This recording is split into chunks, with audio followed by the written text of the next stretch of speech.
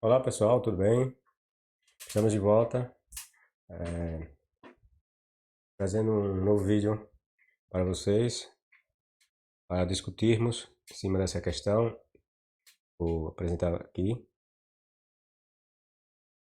Diversas vezes nós ouvimos os cristãos falarem, né, de que com Deus não se brinca. Ouvimos relatos ou afirmações dos cristãos dizerem que determinadas pessoas morreram porque desacreditaram ou falaram mal de Deus. Titanic foi afundado porque Deus, ou porque supostamente o construtor disse que ninguém poderia destruir ou derrubar ou afundar o Titanic, nem mesmo Deus. Ricardo Boechat teria morrido porque era um ateu que falava mal de Deus, que tinha falado mal daquele pastor, né? Que disse que é ungido. Ele outro pastor lá e tá quebrado, né? Que disse que tá quebrado, né? Que tá com um rombo lá de 800 milhões de reais do marido da esposa, o marido, né? Pegou esse dinheiro da filha dele, e ameaçou diversas pessoas, dizendo que ninguém podia falar dele, porque que ele é um ungido de Deus, e que se ele quiser ele manda doença. Ele afirmou que tinha jogado até um câncer em Ricardo, ou naquele, dele, rapaz, Ricardo Rezende, é? Aquele jornalista, aquela Rezende, esqueci. Mas ele afirmou que, porque esse cara fez uma reportagem mostrando a roubalheira dele, né? Aí disse que chamou o cara de canceroso e disse que ia jogar um câncer nele, que ele ia morrer. Aí o cara morreu, aí muitos dos crentes disseram que foi ele mesmo, foi por causa desse pastor que o tal do Rezende, o repórter, né? Esqueci o nome, não sei se é Ricardo Rezende, não tô lembrado bem. Me lembro, esqueci, deu um branco. Teria morrido por causa que tinha falado falei o nome do rapaz, né? Daquele pastor que você sabe, né? Então, aí diz que. Aí muitos deles dizem, com Deus não se brinca. Às vezes eu vejo muitos comentários também, assim, né? Quando há uma discussãozinha ali, acolá, de um crente com um ateu, ou agnóstico, ou coisa do tipo. Aí eu vejo geralmente que o cristão, ou o ateu, né? O cara que não acredita nesse Deus da Bíblia, geralmente vai dizer, e nada, esse Deus é um Zé Bundão, não faz nada, é um inerte e tal. Aí o cristão não gosta, né? Aí diz que aqueles que falam assim, um dia vai pagar. Ainda nessa vida, né? Que Deus, com Deus não se brinca, certo? Então, hoje nós vamos falar dessa questão. Com Deus não se brinca. O casal ladrão, Ananias e Safira. Muitos de vocês devem conhecer, né? Essa passagem. Eu vou ler ela na íntegra, porque é uma passagem rápida, então não se demora muito a leitura dela, certo? Um certo homem chamado Ananias, de comum acordo com sua mulher, Safira, vendeu um campo e, combinando com ela, reteve uma parte da quantia da venda, levando apenas a outra parte. Depositou-a aos pés dos apóstolos. Pedro, porém, disse: Ananias, por que tomou conta Satanás do teu coração, para que mentisses ao Espírito Santo e enganasse acerca do valor do campo? Acaso não o podias conservar sem vendê-lo? E depois de vendido, não podias livremente dispor dessa quantia? Por que imaginaste isso em teu coração? Não foi aos homens que mentiste, mas a Deus. Ao ouvir estas palavras, Ananias caiu morto. Apoderou-se grande terror de todos os que o ouviram. Os moços retiraram-no dali, levaram-no para fora e o enterraram. Depois de umas 3 horas, entrou também sua mulher, nada sabendo do ocorrido. Pedro perguntou-lhe: Dize-me, mulher, foi, portanto, que vendeste o vosso campo? Respondeu ela: Sim, por esse preço. Replicou Pedro: Por que combinaste para pôr à prova o Espírito do Senhor? Então ali à porta os pés daqueles que sepultaram teu marido. Estão ali à porta os pés daqueles que sepultaram teu marido. Hão de levar-te também a ti. Pequenozinho pleonástico, né? Mas é comum, né, na linguagem bíblica, né, esse pleonástico de reforço, né? É enfático, né, chamado de pleonástico de ênfase. Pleonasmo, né? Pleonasmo de ênfase. Imediatamente caiu aos seus pés e expirou. Entrando aqueles moços, acharam-na morta, levaram-na para fora e a enterraram junto do seu marido.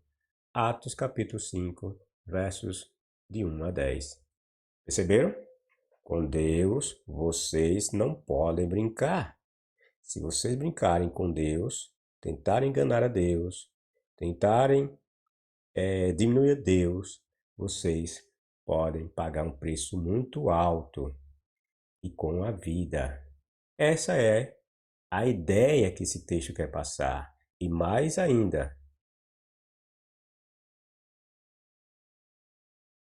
a historinha acima é repetida nas igrejas por pastores com o intuito de enganar as pessoas e arrancar-lhes tudo o que elas têm. A ideia é passar a impressão de que devemos entregar tudo o que temos a Deus. Se nos propor a dar a Deus, se nós propormos de dar a Deus algo, temos de dar. Não podemos não dar. Uma vez oferecido esse algo, temos que dar por inteiro a Deus. Então, a ideia é passar a impressão de que devemos entregar tudo o que temos a Deus e deixar que Ele forneça o que precisamos para o nosso sustento. Entendeu? Você entrega tudo, tudo, tudo. Entrega a Deus. Não importa se você vai ficar sem nada para comer, para beber. O importante é que você entregue tudo a Deus. Mas se você se propôs a entregar a Deus isso tudo que você se propôs, aí Deus não se preocupe. Ele vai fornecer o que você precisa. Mas antes, Deus precisa daquilo que você tem para dar para Ele. Certo? Devemos ajudar a obra do Senhor, mesmo se possível, vendendo até nossos bens em prol da sua causa, que não consegue se sustentar por si só. Deus é o dono do ouro, da prata e de tudo que tem na terra. Mas ele precisa de dinheiro e do ouro que os homens têm para manter a sua obra. Embora esse Deus diga que todo o ouro da terra lhe pertença, os homens, no entanto, precisam dar-lhe dinheiro. Os homens precisam suar, trabalhar muito para sustentar esse Deus. Para rezar qualquer coisa, mesmo as que dizem respeito à sua obra de salvação para o mundo, ele precisa dos homens. Os hebreus precisaram matar, roubar, estuprar para conseguirem a terra que lhes foi prometida por Javé. Javé dizia que tinha um exército maior que todos os exércitos de todos os povos. Porém, hebreu algum viu esse exército em ação. Eles precisavam matar e morrer para conseguirem as terras que eles tanto almejavam. A incompetência e incapacidade desse Deus é demasiadamente triste. Pense por um pouco. Pare por apenas 60 segundos. Faça esse bem a você mesmo. Você acha que esse mundo dos judeus não tinha lei? Será que as pessoas poderiam matar outras e nada lhes aconteceria? A suposta lei dos judeus dizia: não deves matar. E o que aconteceria àquele que a violasse? A lei dizia que deveria ser morto. Quem ferir alguém de modo que este morra, certamente será morto. Quem, pois, matar um animal, restituí-lo-á, mas quem matar um homem, será morto. É bom lembrar que essas ideias aí de não matar homem, tá? Essa questão aí, é o homem judeu, viu? Não quer dizer que o judeu não pudesse matar outro que não fosse judeu. A proibição, como eu já falei em outros vídeos, a ideia é que essas proibições, essas, vamos dizer, obrigações de não fazer, era dentro do círculo social dos judeus. Mas fora, os judeus pintavam o certo, matavam, arrancavam o pescoço, chupavam o sangue. Tem essa história não. Aqui é não matar um homem judeu. Entendendo?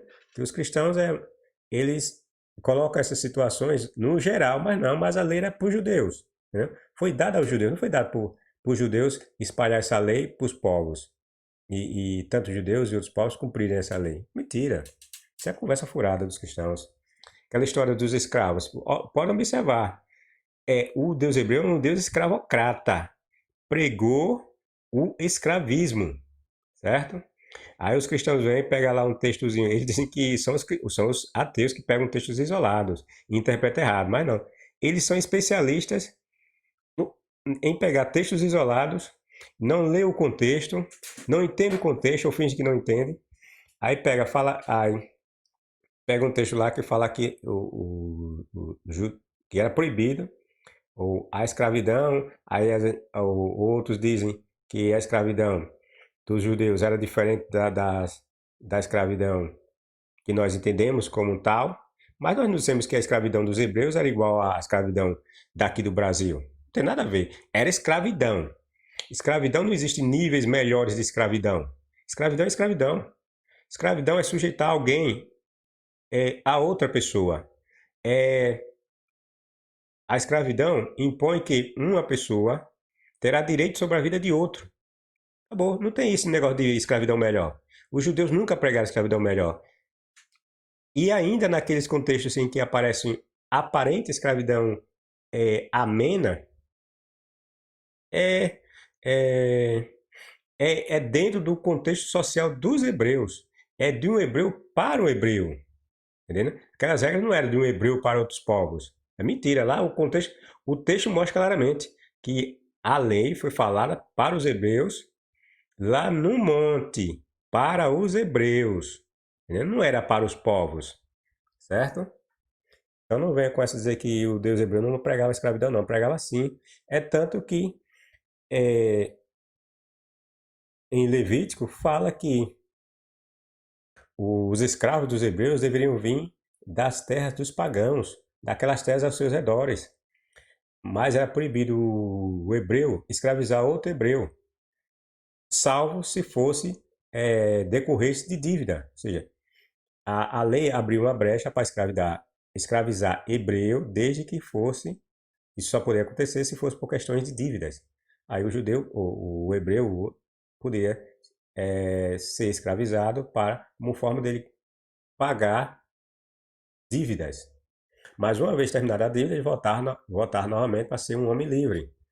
Ou então, se a dívida, o valor da dívida fosse muito grande e chegasse ao ponto de ultrapassar o tal do jubileu, que fala lá em Levítico, o hebreu, que tinha outros como escravo, tinha a obrigação de libertá-lo quando chegasse tal desse jubileu.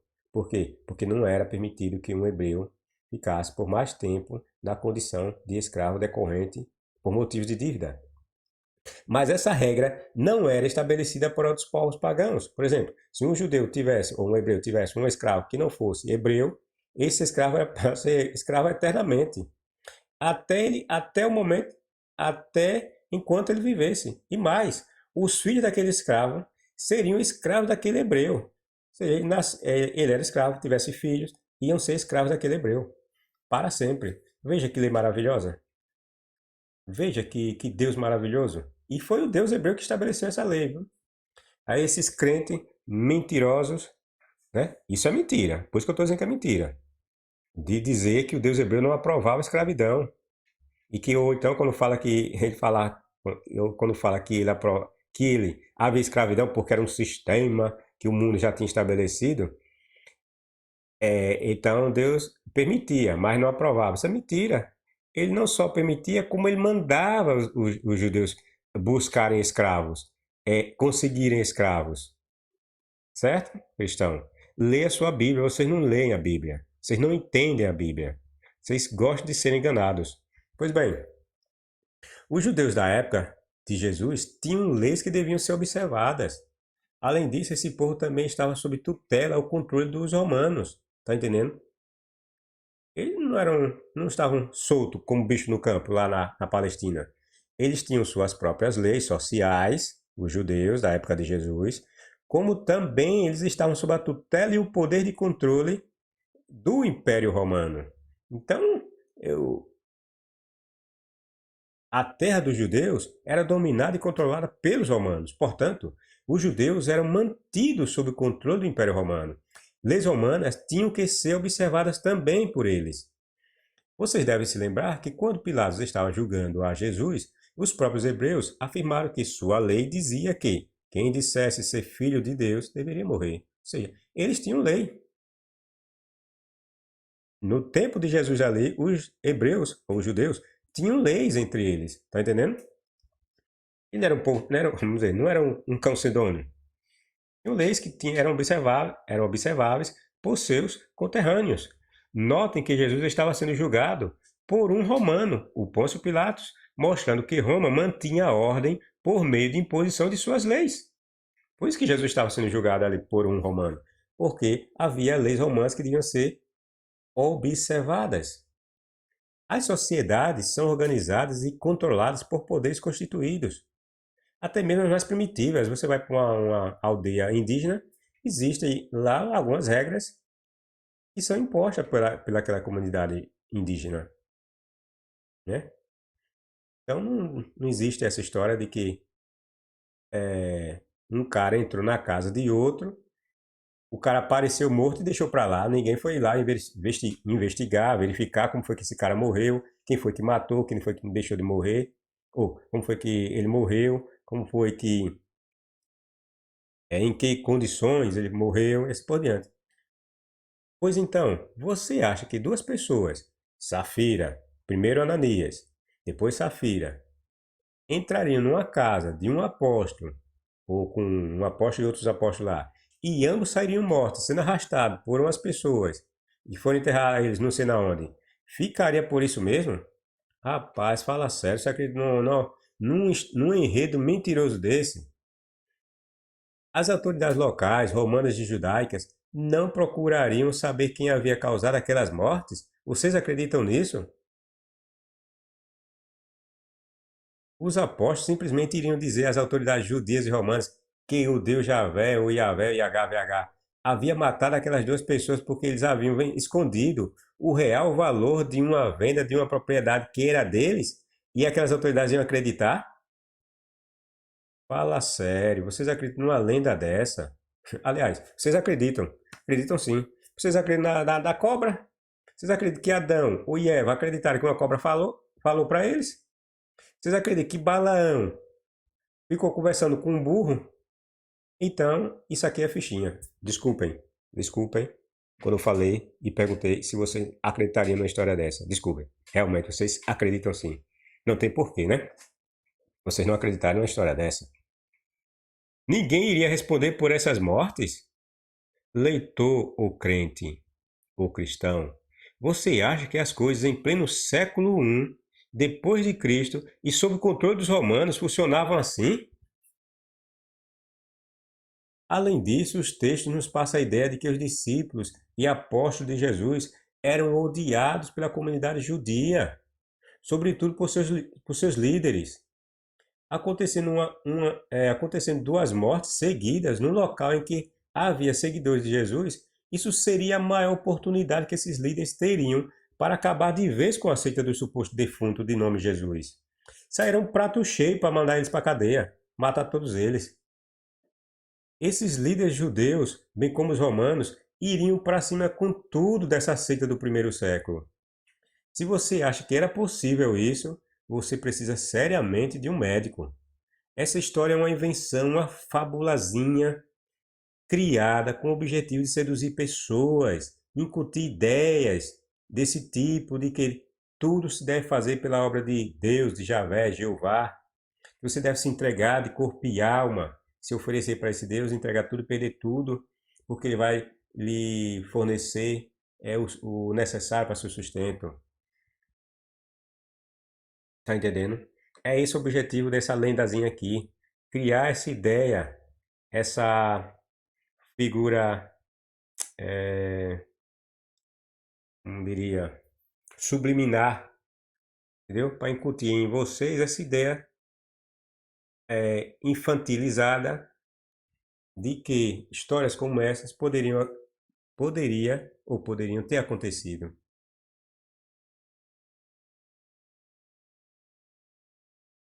É isso aí, pessoal. Dê seu like, seu dislike, compartilhe, divulgue o canal, comentem e fiquem certos, viu? Com Deus não se brinca. Com Deus é assim. Com Deus não é esse negócio de 10%. Com Deus é 100%. Até a próxima, pessoal.